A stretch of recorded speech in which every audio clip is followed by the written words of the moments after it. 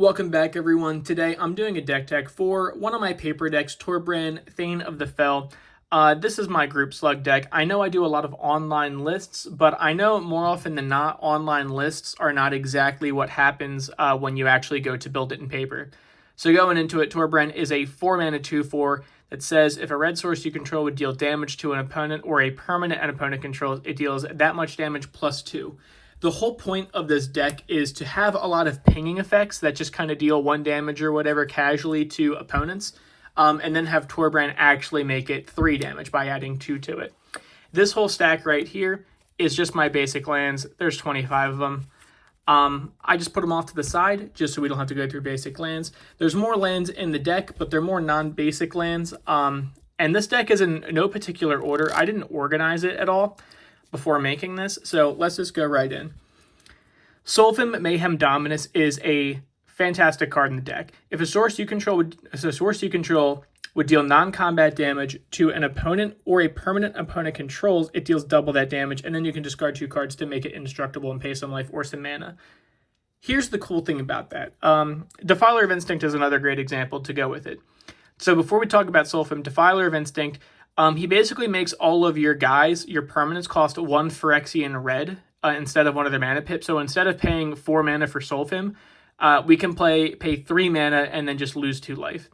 So that's what this effect does. This effect says whenever you cast a red permanent spell, it deals 1 damage to any target. So it's nice when we have Torbran on the field because now Defiler deals 3 damage to any target. And then we have Sulfim on the field, it deals even more damage. So the way Sulfim works is, and a really important part about building Torbran, is coming to terms with the fact that opponents decide how they take damage, essentially.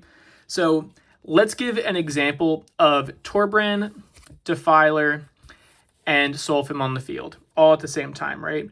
Defiler will deal 1 damage to any target, right? Then what the opponent will want to do to take the least amount of damage, then they will want to double that damage to 2 damage, and then they will want to add 2 to make it 4 damage, right? So now the opponent decided that they want to take 4 damage off that.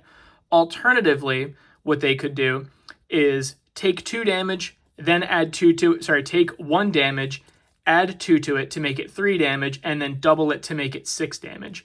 So there are right and wrong ways to layer to see how much damage you take. It's just all about knowing. But yeah, Sulfim's great for doubling damage. Defiler is a cost reducer, and he pings, which is fantastic. Temple of the False God is a hot take for this deck. I think it's okay in monocolor decks, just because you don't have to worry about colors too much. It sucks if you get it early game. Maybe you want to get it on turn 5 if you curve out to it. That's fantastic. But I think it's okay, especially in mono red too, because there's not a ton of ramp in mono red. I think it's fine. Circle of Flames is a good card. Whenever a creature without flying attacks you or a planeswalker you control, it deals 1 damage to that creature. So again, Torbran on the field, it now deals 3 damage to each creature attacking you that doesn't have flying. So as you can kind of see, this is the whole premise of the deck, is just have little effects that deal damage and then have Torbran-like effects and Sulfim-like effects that make it even more so. Sol Ring is Sol Ring. I'm not even going to talk about it, even though it is a little bit bent. I don't mark my cards. That's just an accident. Run Sol Ring. Embermaw Hellion is a little baby Torbran. If another red source you control would deal damage to a permanent or player, it deals that much damage plus 1 instead. So Torbran deals an extra 2, heal does an extra 1. With them on the battlefield together, they deal an extra 3. It's like Torbran's little pet. Chandra, Fire of Kaladesh. Whenever you cast a red spell, untap Chandra, Fire of Kaladesh. Fire of Kaladesh. Cool. Then you can tap Chandra, Fire of Kaladesh, deal 1 damage to target player, and then if she has dealt 3 or more damage this turn, exile her and return her to the battlefield transformed. Here's the cute little tech with this, right? Is you play her on turn 3, and then you play Torbran on turn 4, right? So the way you do this is you play her on turn 3, you tap her, right? Deals 1 damage to an opponent, right? Then you play Torbran, right? It's going to untap her. Then you're going to tap her again. Now, since Torbran's on the field, that 1 now is a 3, so now they're going to take 3 damage, totaling 4 damage in that 1 turn, which is then going to flip her into Chandra, Roaring Flame. So then, after you've already dealt 4 damage with her, you can either choose to deal another 4 damage, because remember, Torbran's on the field, deals 4 damage to target player again, so you can make someone take 8 on turn 4, Or you can have it deal 2 damage to any target, which is really 4 damage to any target creature, which is most likely just going to kill a creature. And then if we just want to alter, she's going to deal 6 damage to each opponent, which is really 8 damage to each opponent. And then each player dealt damage this way gets an emblem with, at the beginning of your upkeep, this emblem deals 3 damage to you. So we're not really trying to alter. We are. It's good if we can. Chandra's just really great to deal a lot of damage to players and just kill creatures if we need her to. Vessel of Volatility is here because Torbran has an awkward mana cost. He costs red, 1, which I know we're in a monocolor deck, but later on, or if like we're in a, again, mono red doesn't really have ramp. So you kind of just get whatever lands you get. Vessel of Volatility is nice because we can either use it to essentially ramp or we can use it to play Torbran on turn 3, which I kind of like, right? Because the deck doesn't need Torbran to win, but it goes a lot faster with Torbran on the field. Chandra, Acolyte of Flame. Low-key, guys, we're kind of a Chandra tribal. I think we got like 9 Chandras just because they all deal damage. So Chandra's going to come in, put a loyalty counter on each red planeswalker we control. We got a handful of them. We're like literally mono red, so that's all of our planeswalkers. Then what we could do is make 2 1/1 red elemental creature tokens with haste, and then we have to sack them at the end step, which is really nice because when they attack, again, Torbran is going to make him deal +2 damage, so you really just make 2 3/1s with haste, and you have to get rid of him, which is cool. And then the really nice thing about her, beyond both of those effects, is you may cast target instant or sorcery with CMC 3 or less from your graveyard this turn. And if you cast it, it's exiled. It's nice because when, I guess I don't have any instants or sorceries, just happen to be ready. But it's nice to, if you have like an instant or sorcery that just reads like Lightning Bolt's a good example, right? Which is actually ironic because I don't run Lightning Bolt in this deck. I just don't have one, which is weird because it has so many printings. But nonetheless, right? If you use Lightning Bolt in example, which is just a red mana of just 1 mana instant that deals 3 damage to any target, you can play it on whenever, right? Deal 3 damage, or if Torbran's on the field, deal 5 damage to any target. And then you can minus this Chandra and then cast Lightning Bolt again from your grave to effectively deal another 3 or 5 damage. Again, it's nice. There are other cards you'll see in this deck that you're like, oh, that's actually kind of will work with Chandra, Acolyte of Flame. Think about that as we go through the video, because we'll run into some. Invasion of Karsus is probably the only battle I think we have in this whole deck. When it enters the battlefield, it deals 3 damage to each creature in Planeswalker. This is important for a lot of reasons, because 1, Torbran only affects damage dealt to our opponent's stuff, so when Torbran's on the field, they each take 5 damage, and each Planeswalker takes 5 damage. We only take 3, and it's not enough to kill Torbran, right? So we can flip this. We really only run it for the nuke because it's basically a board wipe for our opponent's creatures and Planeswalkers. And then on the flip side, literally the flip side, it has Ward 2, it's a 4/4, and then whenever you cast a spell, it deals 2 damage to each opponent, which is really 4 damage to each opponent. So that's kind of a little upside, little way to have that. But it's really just a nuke, and if we want to flip it, which isn't too hard because it starts at 4 loyalty, which is actually very doable if we do it on turn 5, because then Torbran can attack. Torbran is essentially, I know he says a 2/4, but since he gives all, red sources plus 2 damage, he's really a 4/4. So that can flip it right away. Chaos Orb, it's just great removal, honestly. That's pretty much it. It's just target opponent shuffles himself into their own library. You're going to get rid of a permanent they have and just kind of do the old switcheroo. Most likely, whatever you're Chaos Orbing away is better than what they're going to hit, and more often than not, it's usually just a land. Runaway Steamkin's great, just because it's whenever you cast a red spell, we're in mono red. If it have fewer than 3 1/1 counters on it, put a 1/1 counter on it. You can remove 3 1/1 counters to add just 3 red to the pool. So it's kind of nice to be able to enable itself. It's a little bit of ramp. We're mono red, so pretty much every spell we cast is going to make this up to a 4/4, and then we can just remove the counter from it anyway to add a bunch of red. Volatile Arsonist, it is a 5 mana 4/4 with Medicine Haste, which is great. Whenever it attacks, it deals 1 damage or 3 damage to up to 1 target creature, up to 1 target player, and up to 1 target planeswalker, and it has Daybound. The cool thing about this, it just deals 1 damage to a bunch of things, or if Torbran's on the field, it effectively deals 9 damage divided among a bunch of things. And then, if we want to flip it, if it turns in the night somehow. We have Dire Strained Anarchist, same thing except it's a 5/5, and when it attacks, it deals 2 damage or 4 damage to one target creature, player, or planeswalker. It's actually all of them, which is nice. Because again, it's just kind of nice control, I think, and just being able to attack right away and just kill a lot of things. He comes in turn 5, he comes in the turn after Torbran. Believe it or not, he's one of the newer cards to the deck. I didn't add him until just a couple weeks ago, believe that or not, even though he came out in Vow. I think he's interesting. This really cool Magma Quake deals X damage to each creature without flying and each planeswalker. The nice thing about these kind of effects is we can just say, if we say 0, Torbran won't work. So we have to say at least one number. So we'll just pay 3 mana, so just like red 1 to deal 3 damage to each creature and planeswalker. Except for us, it only deals 1 damage to all our stuff. So it's usually just like a board wipe. We can always pay more if we want, and again, it's just a good board wipe. Lightning Greaves.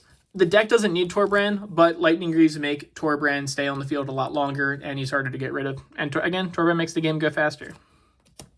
Blazing Volley is just a kind of poopy common, right? 1 mana, deal 1 damage to each creature your opponents control. Not when you have Torbran, because he says, now you deal 3 damage to each creature your opponents control for a single mana. It's essentially a board wipe, right? There's a good amount of these cards that are just like very cheap, effective red board wipes. Inferno Titan is cool. When he enters the battlefield or attacks, it deals 3 damage divided among 1, 2, or 3 target creatures. So the way he works is you can't just be like 1 damage to this +2, 1 damage to this +2, 1 damage to that +2. It's only 5 damage, right? So you basically divide 5 damage with Inferno Titan when he enters the battlefield or attacks, which is kind of crazy, right? Because he's already a 6/6 that has fire breathing, and then when he enters the battlefield, when Torbran's on the field, you divide 5 damage among whatever. It can just kill a lot. Chandra's Regulator. Again, kind of low-key Chandra tribal. Whenever you activate a loyalty ability of a Chandra Planeswalker, you may pay 1. If you do, copy that ability and choose new targets. Cool. More importantly, not that that's not important, but being able to just pay 1 mana to Rummage, which is discarding a card and drawing a card, is really good. So just being able to Rummage on a stick for 2 mana is great, and then also we can double up our Chandra Planeswalkers. Roiling Vortex is a card that people absolutely hate because of how effective it is. 2 mana, at the beginning of each player's upkeep, it deals 1 damage to them, including us, right? But whenever a player casts a spell, if no mana was spent to cast that spell, it deals 5 damage to that player. And then, on top of all of that, pay a red, your opponents can't gain life this turn. Let's run through it, right? We play this on turn 2, right? The whole next turn cycle, everyone takes 1 damage. We take 1 damage, but once we have Torbran on the field, they're now taking 3 damage every upkeep, and we're only taking 1 still, right? So the effective Groupslug mechanic is just everyone takes damage, but your opponents take a little bit more and you take a little bit less. Then if your opponents are trying to cheese out free spells, any high up Force of Wills, Force of Negations, any kind of like whatever, they're cheating things into play, they're suspending whatever, they're cascading, they're doing whatever, right? So much whatever. They're taking 5 damage, and when Torbran's on the field, they take 7 damage, and that is almost a fourth of their life. Really good. And then on top of all of those 2 good effects, your opponents can't gain life this turn. The big issue and the big weakness with this deck is life gain. It is incredibly difficult to race life gain decks. And more often than not, they're going to be able to gain more life than we're going to be able to output them because we're trying to put damage to everyone and they're trying to just gain life to themselves, right? So being able to stop opponents from gaining life is a huge deal. Spear Spewer, love this goblin. He's just a 1 mana 0/2 with Defender that deals 1 damage to each player. And again, Torbran says he deals 3 damage to each player, except us. Court of Ire is pretty cool. When it enters the battlefield, you become the Monarch. The Monarch says, if you're the Monarch at the beginning of your end step, you draw a card. And then if a player deals combat damage to you, they become the Monarch. At the beginning of your upkeep, Court of Ire deals 2 damage to any target, which is really 4 damage to any target if you have Torbran on the field. And then if you're the Monarch, it deals 7 damage to that player or permanent instead, which again is really 9 damage. So a lot of reasons why I run this card. 1, because the Monarch is a really fun mechanic. It helps us draw in mono red. It also makes games go a lot faster because it incentivizes attacking and it makes people not pillow fort out. Also, it's going to let us just shock whatever we want just passively on our upkeep. I know 5 is a lot, but if we do make it around the board, and we do have a lot of board wipes, so that's not really unheard of or impossible. It's not even uncommon, really. We're going to be dealing 9 damage to whatever and still drawing cards. It's just good all around. It's good. It incentivizes our players attacking each other. Really, our opponents attacking each other. Maybe we take a little bit. They want to steal the Monarch. Who cares? But again, people like drawing cards. Fiery Emancipation with my main man, Torbran, in the art. If a source you control would deal damage to a permanent or player, it deals triple that damage instead. So again, we have these two on the field. Instead of dealing 2 damage, it deals 6 damage. Instead of dealing 7 damage, it deals 21 damage. Fire Emancipation makes all of our pingers immediately hit for 3, and if Torbran's on the field, it makes them hit for even more. Fire Emancipation is a huge, huge card for this deck. However, it costs 6, and 6 is kind of awkward to cast. Virtue of Courage is a new card from Eldraine. 5 mana, but it has a little instant side, which is just deal 2 damage to any target, which is really nice because it's really 4 damage when we have Torbran on the field. And honestly, this card's good to have really at any point in the game. If we have it early, we can just deal 2 damage to anything, just get rid of something. Or we can, and then we put it on Adventure, cast it for 5 mana later. Whenever a source you control deals non-combat damage to a player, which again is like a lot of them, right? You may exile that many cards from the top of your library. You may play those cards this turn. It's essentially card draw. That's kind of what it does for us. It deals 2 damage like once, and then it's effectively just card draw later on because it's going to exile the top card of our deck. We can just play it. It's good. Whoa.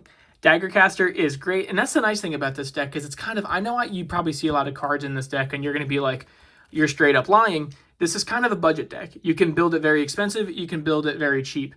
Daggercaster is a 4 mana 2/3 that says when he enters the battlefield, it deals 1 damage to each opponent and 1 damage to each creature your opponents control. Again, Torbran's on the field. He does 3 damage to each opponent and 3 damage to each of their creatures. It's effectively kind of a board wipe, right?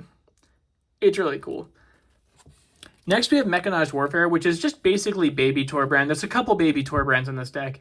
If a red or artifact source you control would deal damage to an opponent or a permanent that opponent controls, it deals 1 damage. Again, it just makes it faster. So if we can't play Torbran, if he costs too much mana, he just keeps dying. Mechanized Warfare is at least, well, Daggercaster now deals 2 damage to each creature and each planeswalker. Or each, you know what I mean. It's just a little baby Torbran. Acidic Soil is a nice old card. 3 damage. It deals 1 damage to each player for each land he or she controls. This is great late game. And with Torbran on the field, this is important. It's not 1 damage plus 2 for each land. So if an opponent has 4 lands, they're not taking 12. If an opponent has 4 lands, they're taking 6. Because they're taking 1 damage for each land. They have 4 lands. So this card would normally say they take 4. Torbran now adds to this effect. They take 6. Again, it's really great to deal with mono green or really any kind of green decks or any big ramp decks because they can just take a lot. I have killed people with this card. I have killed myself with this card. It's fantastic. Just being able to say, it's really great late game because even when you're just like, all right, guys, 3 mana, everyone take 10. Like, let's hope someone lives on turn 6 through that. Goblin Chainwhirler is really just better Daggercaster in essentially every way. So Daggercaster deals 1 damage to each opponent and 1 damage to each creature they control. Chainwhirler does 1 damage to each opponent, each creature, and each planeswalker. He costs 1 less mana. He's also a 3/3 instead of a 2/3, and he has First Strike. Goblin Chainwhirler is a fantastic card in this deck. He is so good. He just, honestly, he's a board wipe. He just destroys planeswalkers, and honestly, when he attacks with Torbran, he's effectively a 5/3 with First Strike for 3 mana. Very good card. Goblin Sharpshooter is one of the better cards in this deck, and let me explain. Doesn't untap, ignore that. Whenever a creature dies, untap Goblin Sharpshooter, deals 1 damage to target creature or player. Now, Torbran says that 1 damage is now a 3. So anything that comes into play that is an X3 or has 3 or less toughness, it's instantly dead with Goblin Sharpshooter and Torbran on the field because it'll tap itself and then untap itself. Anything that is an X3 does not exist. Anything that's X2, X1 does not exist. Goblin Sharpshooter just straight up kills him and then resets himself. Red Elemental Blast. This card's great. No one ever sees it coming because most likely someone in the pod is playing blue and we're going to counter their spell. We're going to counter their commander. We're going to destroy permanent they control. Red Elemental Blast is very good because no one expects it. It's in every red deck, or Pyroblast is in every red deck, but no one ever expects it. Furnace of Wrath. If a source would deal damage to a creature or player, it deals double that damage to that creature or player instead. This one's sketchy because it also hurts us, because it's basically everything deals double damage on everyone's board. So not just most of our spells say that our sources deal more damage. Furnace of Wrath says everything deals more damage, so not all damage is doubled. Burning Earth, no one likes. Whenever a player taps a non-basic land for mana, it deals 1 damage to that player, Torbran says, and now deals 3 damage for tapping a non-basic land for mana. Again, this kind of card just players hate. And then so at the very worst, 4 mana, they're taking 1 damage for tapping a non-basic land. Torbran's on the field. He's like our whole goal. He's our commander. Now they're taking 3 damage, and then you just have like Furnace of Wrath effects that make that damage even more so. It's really annoying. Vandablast, it's just a good card. 1 damage, destroy target artifact you don't control, or pay 5 mana to destroy each artifact you don't control. We don't like artifacts. Red hates artifacts. So being able to just pop all our opponent's artifacts, mana rocks, or whatever utility is good for us. Thermo Alchemist is good because we do have a good amount of instants or sorceries in this deck. He is a 0/3 2 mana with Defender. We can then just tap him to deal 1 damage to each opponent, which again is really 3 damage to each opponent. And then whenever we cast an instant or sorcery, untap Thermo Alchemist. In the worst case scenario, he is a 0/3 blocker, and then right before it's our turn on our opponent's end step, we tap him, everyone except us, because we don't take any from this one. Everyone takes 3, and then we just continue our turn. Leyline Tyrant's kind of neat because we're mono red. 4 mana flying 4/4. You don't lose unspent red mana as steps and phases end. When it dies, you may pay any amount of red. When you do, it deals that much damage to any target. So the cool thing about this is it's basically, not even basically, it just is a mono red Omnath. So if we just have let's say we have a couple mana open on our opponent's end step, we have 5 mana open on our opponent's end step because we're either holding up instant or sorcery mana, or we just don't have anything to do. We can just say, all right, we'll pay 5, tap 5 mana. We're just going to have 5 red mana floating just forever until this guy either dies or we spend it. He helped us just keep mana. That's really it. He's nice. Challenger's Incinerator. It's a 6 mana 6/6, but really it costs X less, where X is the total amount of non-combat damage dealt to our opponents this turn, which again is actually pretty easy to happen because even just in face value, we just tap this once, no Torbran. Now he just costs 3 less. Now he costs, 3 mana for a 6/6 with Trample. It says whenever a source you control deals non-combat damage to an opponent, it deals that much damage to a creature or planeswalker they control. So, which is nice because it just kind of doubles up our pinging effects. Because one, it makes itself cheaper from our pinging effects, and now our pinging effects that are hitting players are now also hitting their creatures and planeswalkers if we choose. Myriad Landscape, it's fine. It's mono red. It's a mono color ramp, so we kind of don't have a ton of ramp options, but Myriad Landscape's good. Price of Progress deals deals damage equal to twice the number of non-basic lands that player controls. As EDH in Commander is a developing format, more rare land and more good land cycles are coming out, typically leading to less basics, especially if you're playing multicolor decks, and even 5-color decks are in more prominence with Triumph, Shocklands, and all that. It's going to take a lot. If it's late game and someone's just ramping and they just have 8 non-basic lands, which isn't even unheard of, they now take 16 damage, maybe even 18. Price of Progress is a cheeky little 2 mana, really hurt someone. And again, we're monocolor. We have 30-something lands in here, and 25 of them are just basic. So we're not really have to worry about that too much. Into the Fire is a newer card. I kind of like the idea of it. So it's a sorcery, 3 mana. Into the Fire deals 2 damage to each creature, planeswalker in battle. Really, with Torbran, it deals 4 damage. So it's going to deal 4 damage to each creature, planeswalker in battle, but only 2 to us. And it's even going to flip our Invasion of Karsus, which is actually kind of nice. So it's a nuke when we need it, or if we're kind of dead, we're not really dead, we're kind of stalled out, we don't have a ton of action, we can just put any number of cards from our hand into the bottom of our library and then draw that many cards. So it's either going to filter our hand or it's a nuke. I like it. Electricity deals 1 damage to target creature you don't control, which is really just kind of a lightning bolt in a way. Or we can pay 2 mana to have it deal 3 damage to each creature we don't control, assuming Torbran's on the field. So that's why that's in here. Valakut the Molten Pinnacle. We have 25 basic lands. It enters tapped whenever a mountain enters the battlefield under your control. If you control at least 5 other mountains, you may have Valakut deal 3 damage to target creature or player, and it taps for red anyway. So again, just by passively playing lands, we can hurt people. And it's really to any target too, which is nice. Shinka Bloodsoaked Keep, very cool. Legendary land. Tap it to give a red mana, or we can pay a red into it and tap it to give target legendary creature first strike. Torbran is effectively now a 4/4 first strike, so he's a great blocker. Kazul, Tyrant of the Cliffs, is a neat card. Whenever a creature attacks you, if you're the defending player, you can make a 3/3 red ogre, which is really a 5/3 red ogre with Torbran on the field, unless that creature pays 3 mana. I'm not crazy about this card anymore. When I first made this deck, I really liked it, but now it's just like kind of like usually people will just, well, I mean, some people don't want to pay 3 mana and then they won't attack you, so I guess it's a deterrent. It kind of depends on who you're playing against. Koth, Fire the Resistance, love this card. 4 mana, just search your library for a basic mountain card. First of all, he starts at 4 mana for a 4 loyalty, instantly goes to 6 loyalty, right? Then it deals damage equal to deals damage to target creature equal to the number of mountains you control. We're just mono color, mono red. We have a lot of mountains.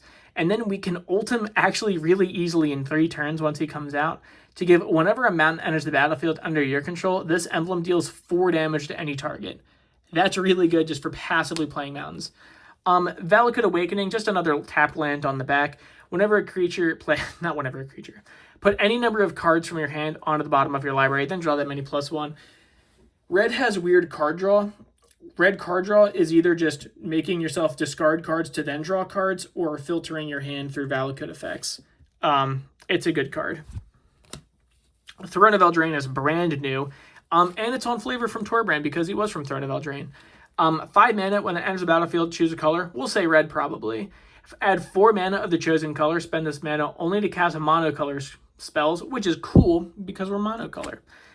Or we can pay 3 mana, tap it, draw 2 cards. I like it. So here's the way I look at this card, right? 5 mana, instantly taps for 4. This is effectively 1 mana, right? Like realistically, this card only costs 1 mana when you think about it. Sure, it has an investment, but it's only 1 mana. And then we can draw 2 cards, spend only mana of the chosen color. We're mono red, so it's kind of, we don't have a choice too much. But I like it. It's a big mana rock, or it's card draw. Zozu the Punisher. When Torbran's on the field, he says whenever a land enters the battlefield, Zozu deals 4 damage to that land's controller. Except us, it still only deals 2. But it's nice when shock lands are becoming more prevalent. It makes people playing lands and ramping, especially because this Dakai comes down turn 3. It makes opponents just passively take damage for just progressing their board state. War Room's great. Taps for a colorless. Pay 3 mana and tap it. Pay life equal to the number of colors in your commander's color identity. We have 1 color, so we'll pay 1 life, and then we'll draw a card. So 3 mana, 1 life, draw a card. I like it. Underworld Fires. Assuming Torbran's on the field, it deals 3 damage to each creature and planeswalker, and if a permanent dealt damage this way would die, it's exiled. This is a really good board wipe, just because it just exiles everything that takes damage, and when Torbran's on the field, anything that's 3 or less is gone. Mana Barbs. Mana Barbs is an old-looking card. It just says whenever a player taps a land for mana, they take 1 damage. It's basically better Burning Earth, because Burning Earth only hits non-basics, and this guy just hits everything, so now whenever someone taps a land for mana, they're going to take 3 damage. The nice thing about Mana Barbs is even if someone wants to get rid of it, they still have to take a ton of damage. Or, better yet, they just let everyone else take a lot of damage, and then hopefully they get rid of it. Or even if they don't do that, people just don't want to cast spells. So it's really nice. Chandra, Heart of Fire. 5 mana with a lot of options. We can either discard our hand and then exile the top 3 cards of our library and we can play them this turn. We can deal 2 damage to whatever we want, which is really 4 damage to whatever we want.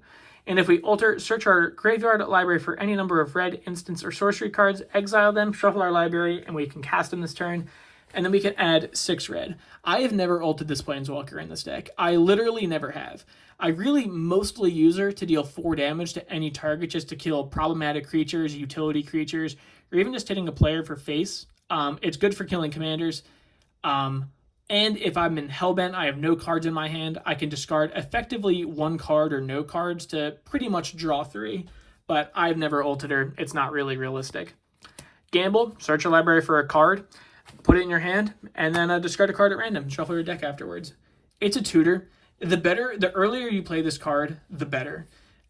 Ideally, this is in your turn 1 hand, so you can gamble for a Soul Ring or for a Ruby Medallion. That's usually the best bet.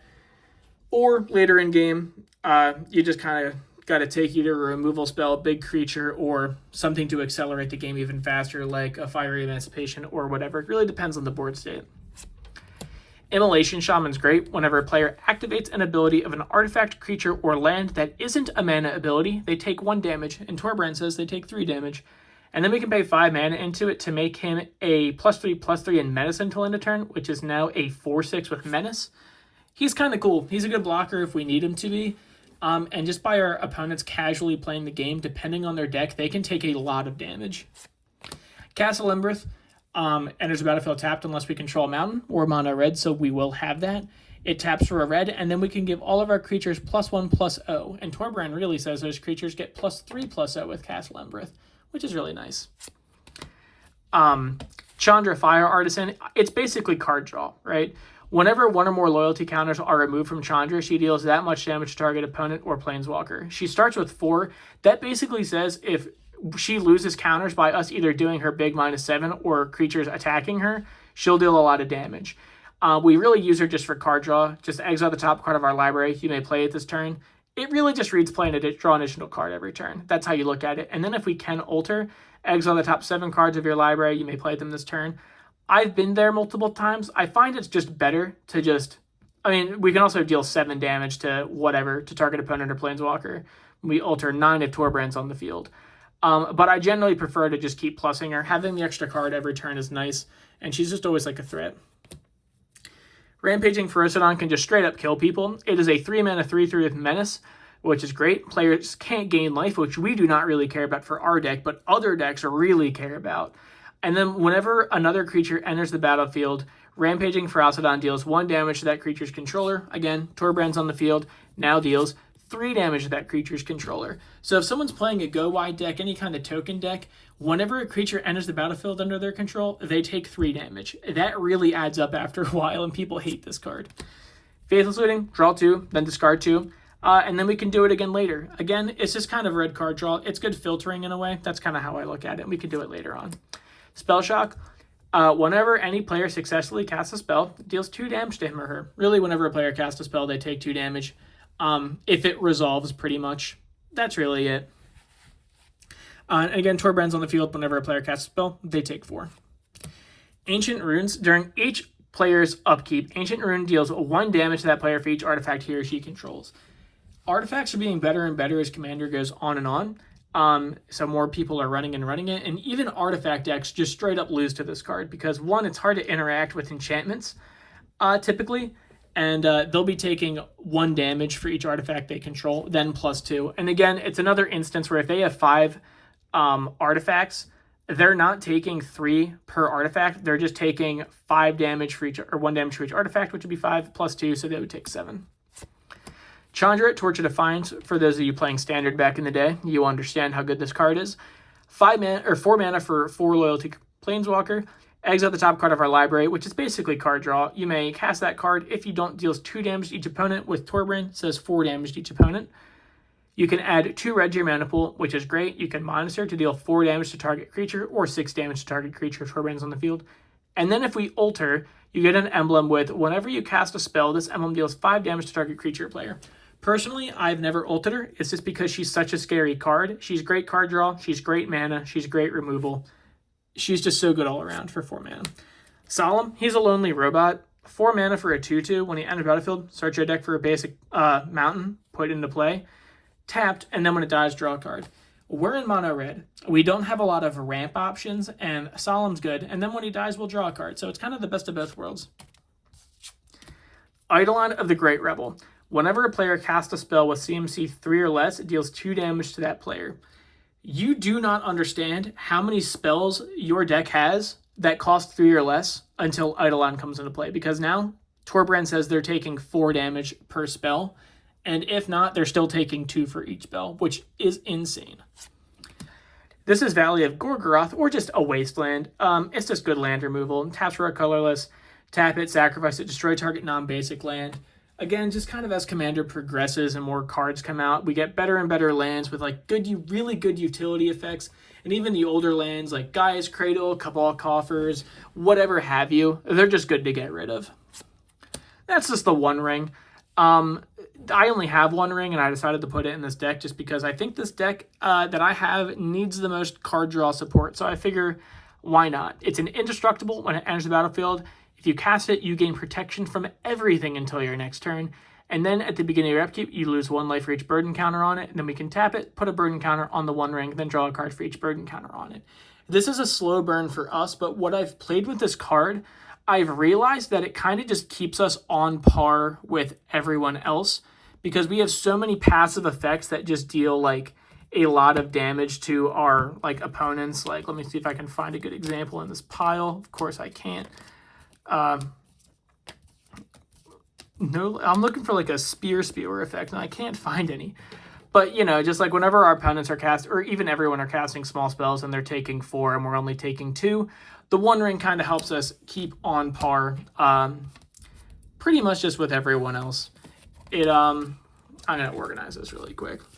It keeps us on par. It keeps us drawing a ton of cards. Drawing a ton of cards is going to give us more action. More action means more burn. More burn means the game is over quicker and quicker. And plus I opened it in a bundle, so I like it. Hellrider is insane. 4 mana for a 3/3, which is really a 5/3. Haste. Whenever a creature you control attacks, deals 1 damage to defending player. Just straight value from this card with Torbran on the field. It is a 5/3 with haste that when it attacks deals 3 damage to the defending player. Assuming we have a good amount of creatures on the battlefield that can attack, they're now taking 3 damage per like each attacking creature. It's so good. Tibalt. It's Tibalt. Just, we really run him because your opponents can't gain life. That's kind of what we like anyways. And then whenever like we just choose to -2 him, we make a 1/1 devil that says when this creature dies, it deals 1 damage to any target. It's good.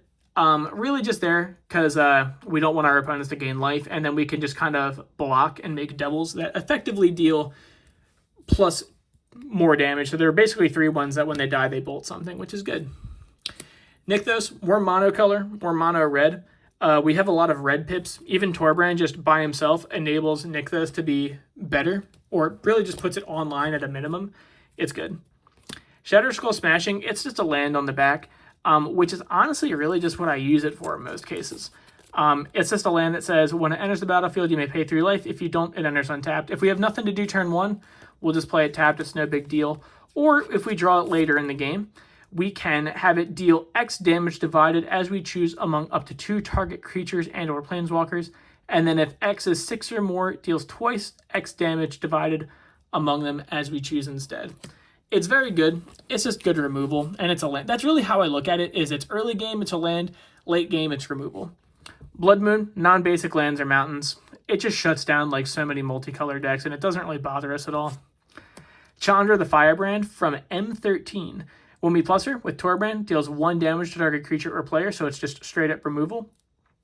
Then whenever we cast our next instant or sorcery, copy that spell, and we can choose new copies for it. Let's see if I can find a good example. Of course I probably can't, but it's funny. I should have organized the deck. I know I said I didn't, but I really should have, because now I can't find any of the pingers. Well, this is a good example, right? Because if Torbran's on the field, we're now dealing effectively 6 damage to each creature and planeswalker.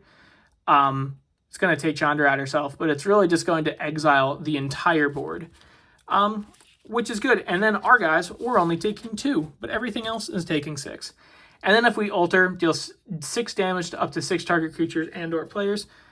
that's just it. I've never ulted her. She'll probably be cut next from the deck just because she's so awkward and not too good, but I like the idea of just being able to just kill creatures whenever and just bolting players for free and then doubling up on instants or sorceries.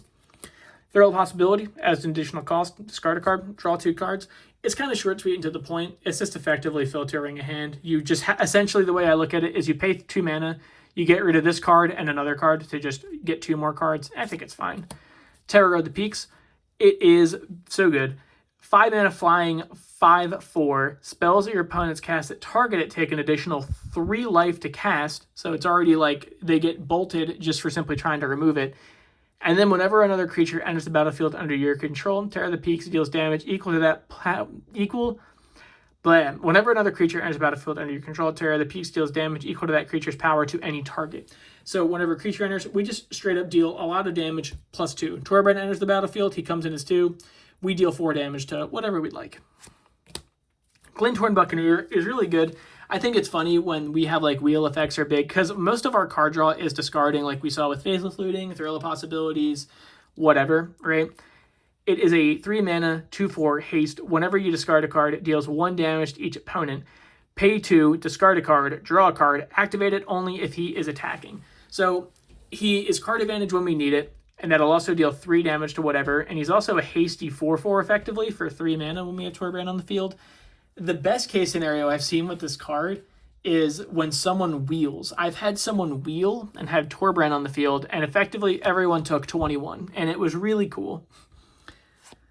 Ruby Medallion, just red spells cost 1 less. We are a mono red deck, so kind of having Torbran now just costs 3, having Glinthorn cost 2, you kind of understand. It's so good. It's a staple in monocolor decks. And the final card is Citadel of Pain. 3 mana, at the end of each player's turn, Citadel of Pain deals X damage to that player, where X is the number of untapped lands he or she controls, plus 2 from Torbran.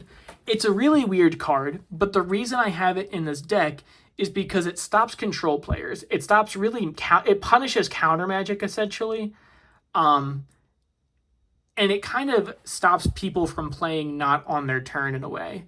Because, like, when you're just like, oh, I got, like, a bunch of things to do on someone else's turn, or you're a deck that revolves around flashing creatures in or doing things at instant speed or just control where you plan on leaving your mana up every turn anyway, you now get punished. So you'll end up taking like 6 mana every turn just because like you just wanted to play some kind of control. That's pretty much it, guys. Tell me what you think of this deck. My throat's dry as hell from going through all that, probably because it's a red deck and it's hot. But anyway, thank you guys for watching. This is my Torbran Thane of Red Fell. Let me know what you guys like about the deck. What you don't like about the deck is what I really want to hear so I can improve it. Like the video, subscribe to the channel if you want to see more like it, and I will see you guys next time.